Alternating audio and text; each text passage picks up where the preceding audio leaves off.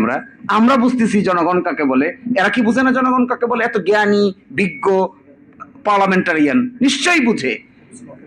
এই জায়গায় দেখবেন পার্লামেন্টের ভিতরে গিয়ে হবস বলে, লক্স বলে এবং রুশুর কথা বলে, প্লাস বলে হলো সোশ্যাল কন্ট্রাক্ট থিওরির কথা বলে। তার মানে কি ওনারা বেশি লেখাপড়া জানেন?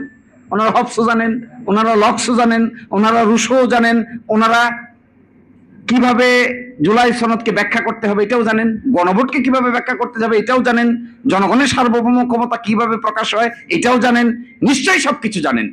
জানা সত্ত্বেও যখন একই কথা বলেন তখন একটা সন্দেহের উদ্রেক হয়। এই সন্দেহটার নাম হলো নিশ্চয়ই ক্ষমতার প্রক্রিয়াটাকে কোনো না কোনো ভাবে স্মুথ করার জন্য এমন কিছু জিনিসের কাছে দায়বদ্ধ আছেন যে দায়বদ্ধতা বাংলাদেশের 18 কোটি মানুষের কল্যাণের চাইতেও অধিকতর তাদের জন্য কল্যাণকর। এছাড়া আমি আর কিছু দেখি না। সবাই ভালো থাকবেন। আল্লাহ হাফেজ।